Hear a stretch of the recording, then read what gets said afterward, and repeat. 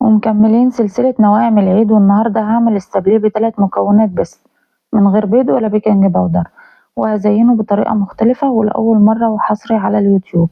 لو أول مرة بتشوفي قناتي، أنا سمر الدسوقي وقناتي اسمها نوتيلا وموتزاريلا. خليكي معايا لآخر الفيديو وبلاش تسرعي لأن كل دقيقة مهمة فيه. يلا بينا أقولك عملت العظمة دي ازاي.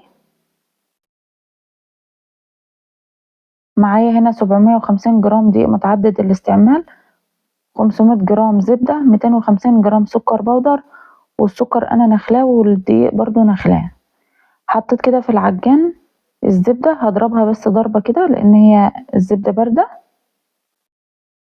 وبعد كده هضيف السكر وهضيف الدقيق.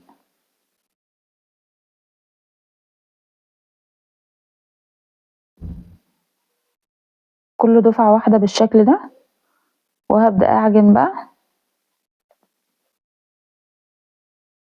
مجرد ما كل المكونات تختلط مع بعضها هوقف العجان. حطيت هنا رشة فانيليا، وحطيت كمان رشة ملح خفيفة.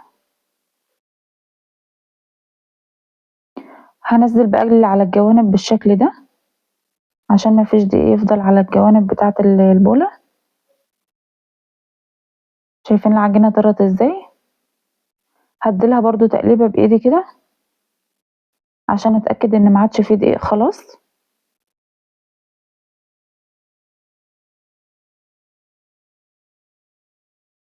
واستمر في العجن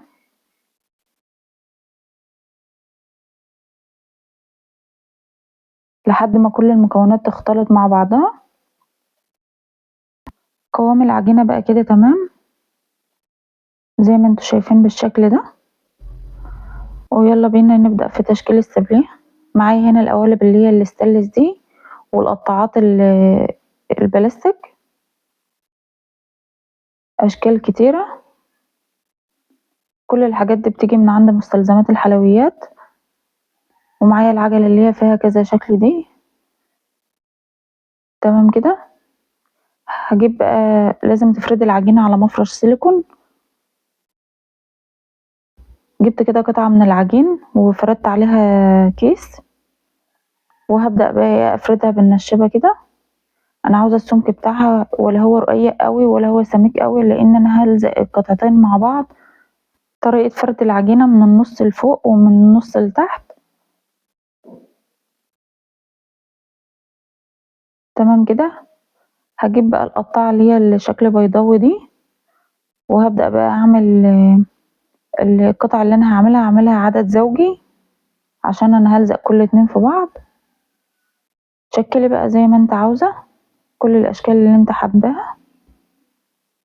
لو العجينة بقى ساحت منك والجو حر في الوقت ده، تقدري تاخدي المفرش ده على صينية او على بلانشة وبتدخليه الفريزر لمدة نص ساعة، وبعد كده بتخرجيه. بتعرفي تتحكمي بقى في العجينة بالشكل اللي انت شايفاه ده، وبتقدري تنقليها في الصينية.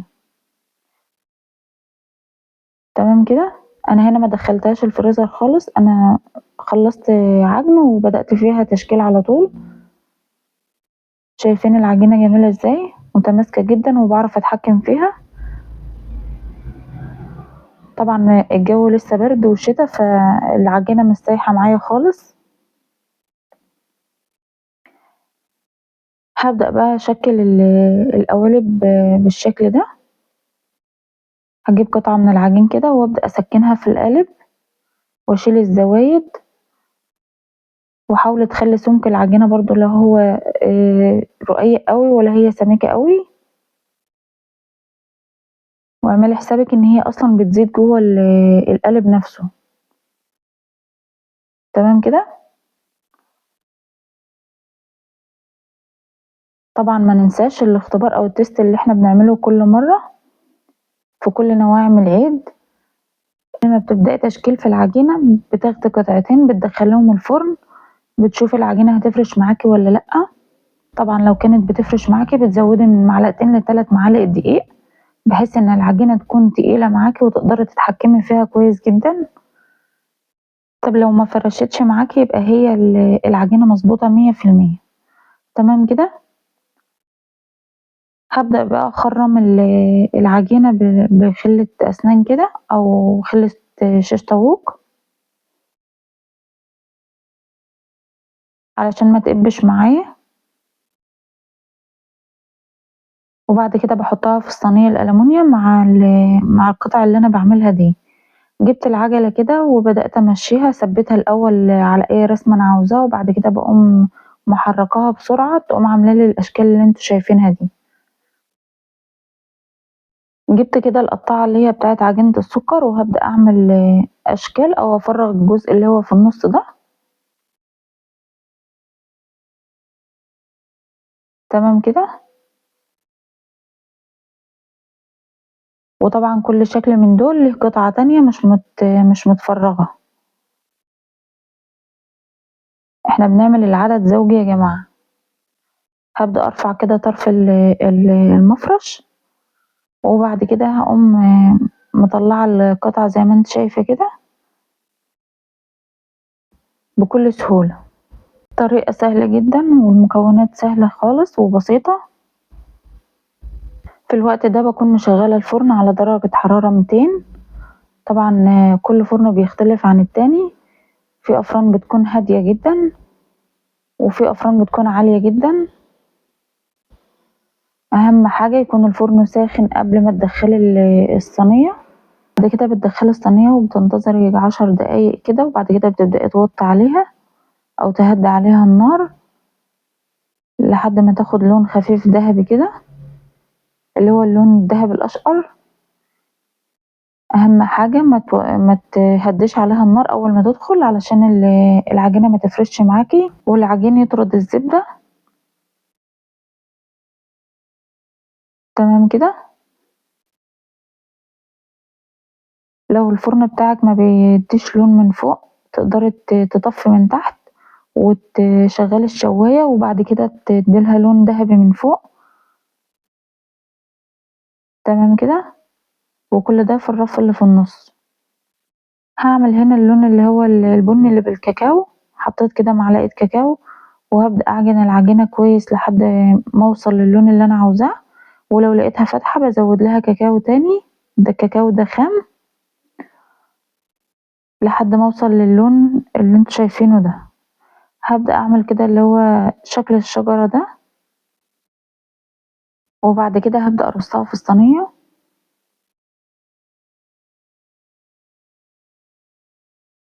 بالشكل ده. هاعمل كده ألوان، هالوّن كذا لون كده باللون الأصفر واللون الأحمر واللون الأخضر واللون اللي هو البربل أو البنفسجي.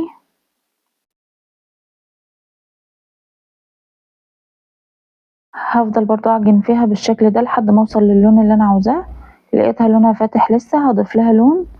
طيب لو أنتِ لوّنتِ العجينة بالشكل ده والعجينة طلعت معاكِ لدرجة إن أنتِ مش عارفة تشكّليها، هتعملي إيه؟ هتجيبي معلقة دقيق وتحطّها عليها، أو مش شرط معلقة، يعني لحد ما تبقى قوام العجينة تعرفي إن هي بقت مضبوطة كده و100% وهتعرفي تشكّلي بيها، ما عدتيش تضيفي بقى دقيق بعدها. عملت كده ال4 ألوان، هاعمل كمان لون خامس، أخدت قطعة كده من اللون الأحمر وقطعة من اللون الأصفر وهاعمل اللون اللي هو الأورنج، هاضيف كمان لون أصفر كده بحيث إن أنا آخد اللون الأورنج الفاتح. طيب أنا هاعمل إيه بالعجين ده أو بالألوان دي؟ هاعمل بيها وردات صغيرة، واللون الأخضر ده هاشكِّل بيه ورق شجر، وهاسويه برضه زي أي حاجة أنا سويتها في العجين ده أو في السابليه. هادخّلهم بقى الفرن بحيث إن أنا ما اديلهمش لون خالص، إن هُم يطلعوا نفس اللون بس يكونوا مستويين. شايفين أنا بامسك القطعة بإيدي إزاي؟ أنا هنا على فكرة كنت سويتهم خلاص وخرّجتهم، ودُولة كمان كانوا خلصوا معايا، عملت اللون اللي هو البني واللون اللي هو الأبيض الأساسي، وبعد كده خرّجتهم من الفرن، وهابدأ بقى ألزق السابليه بالشوكولاتة ممكن تلزقيه بالمربى، بس بصراحة أنا بافضّل الشوكولاتة عن المربى لإن بيفضل محتفظ بقرمشته، إنما المربى بيضطر استبلاه. بالنسبة للشوكولاتة أنا سيّحتها إزاي، حطيتها على حمام مائي وحطيت معاها معلقتين زيت أو لحد ما القوام بتاع الشوكولاتة يكون سايل، يعني انتِ تضيفي زيت لحد ما يكون القوام بتاع الشوكولاتة سايل بالشكل ده عشان تعرفي تغطّسي فيها السابليه، لإن في شوكولاتات بتاخد أزيد من معلقتين زيت، تمام كده؟ طبعًا الزيت بيدّيها لمعان حلو أوي، وممكن تسيّحيها برضه في الميكروويف. هنا أنا عملت إيه، أنا لزقت كل قطعتين مع بعض ونزّلتهم في الشوكولاتة بالشكل ده، وبسرعة على طول باقوم جايبة الوردات اللي هي الصغيرة دي، وبابدأ أحطها فوق الشوكولاتة قبل ما تنشف عشان تلزق فيها، أهو بالشكل اللي أنتِ شايفاه ده. أنا جبت كيس كده وفردته على الصينية، وبدأت أشكِّل السابليه بالشكل اللي أنتِ شايفاه ده. بالنسبة للقوالب الستانلس أنا دهنتها الأول بالزيت، وبعد كده بدأت أسكِّن فيها العجينة، وأول ما طلعت من الفرن على طول وهي سخنة لسه على فوطة كده نضيفها فوطة مطبخ، وبتبدئي تقلبي القالب بيطلع معاكِ بكل سهولة، أما لو سِبتيه لحد ما يبرد بيلزق السابليه فيه وبعد كده بتيجي تخرّجيه بيقوم متكسّر، تمام كده؟ أنا هنا باعمل إيه، بادهن القوالب ديّة بالشوكولاتة علشان لمّا آجي أحط فيها المُربّة الحليب أو أحشيها بأي حاجة ما تطراش معايا وتفضل برضه مقرمشة زي ما هي. هانزّل بقى كذا قالب كده في الشوكولاتة وبعد كده باعمل إيه، باخبط خبطتين كده على طرف البولة بالشوكة والسابليه كده على الشوكة لحد ما الفقاقيع اللي بتبقى جوّه الشوكولاتة دي تطلع وتلاقي الشوكولاتاية بقت متساوية وسايحة كده من برّه، بعد كده بتبدئي تحطيها على الصينية، تمام كده؟ جبت هنا الورقتين الشجر دول ولزقتهم مع بعض بالشكل ده ونزّلتهم في الشوكولاتة، وهابدأ بقى إيه أعمل خبطتين برضه كده على طرف البولة كده، الخطوة دي مهمة جدًا يا جماعة، اللي أهم من الشغل تضبيط الشغل. هنا هاعملها كده زي شجرة الكراسمس، هازينها بالوردات اللي أنا عاملاها ملونة وبالنجوم.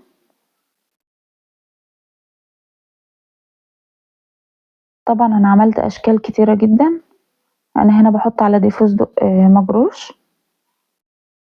ودي حطيت عليها نجمة باللون الأحمر كده، تقدري تشكّلي بقى زي ما أنتِ حابة. جبت كده القمع وحطيت مُربّة حليب وعملت الشكل ده، وبعد كده حطيت عليها وردة، جبت شكل المربع ده ونزّلته كده في الشوكولاتة من زاويتين 2، وبعد كده هابدأ أحط له اللوز اللي هو المبشور والبندق برضه المبشور.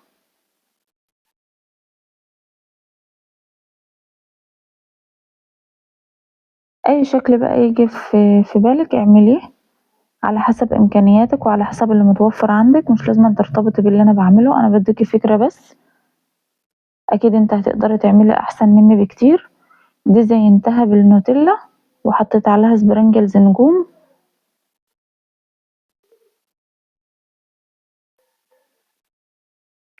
جبت كده سبريد أوريو وبدأت كده أعمله بالقمع بالشكل ده، وبعد كده هاحط لها وردة،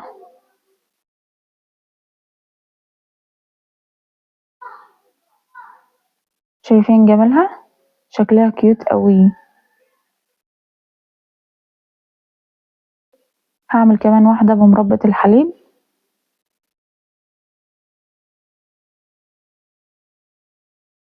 تحفة بجد. ودي عملتها برضه بالنوتيلا وأحط لها كده أنصاف بندق، أشكال بقى كتيرة وأفكار كتيرة.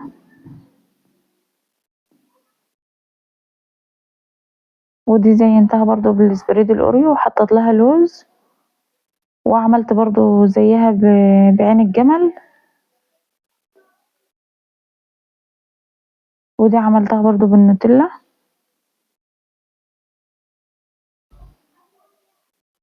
شايفين جمالها؟ تحفة بجد.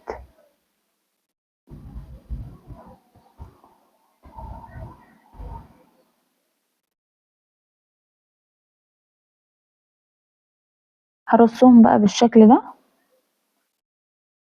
لحد ما اخلص كل الكمية بتاعتي.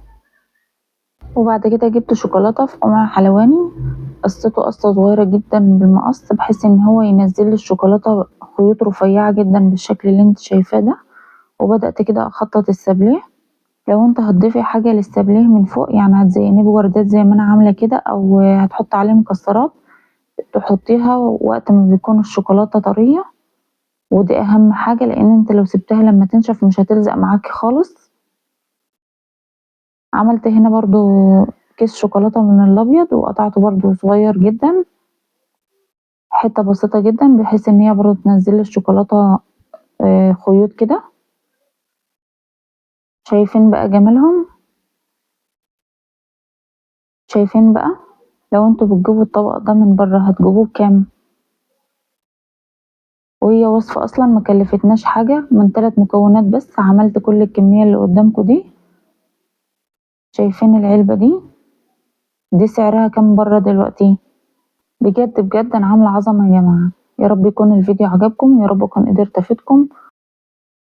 تقدري تاخدي العلبة ديت لأي حد انت رايحة تزوريه، شيك قوي، تحفة بجد. ما تنسيش تعملي لايك وتكتبي لي كومنت ايجابي يشجعني لعمل فيديوهات كتيرة. لايك وشير وسبسكرايب على قناة نوتيلا وموتزاريلا. وكل عام وانتم بألف خير، والسلام عليكم ورحمة الله وبركاته.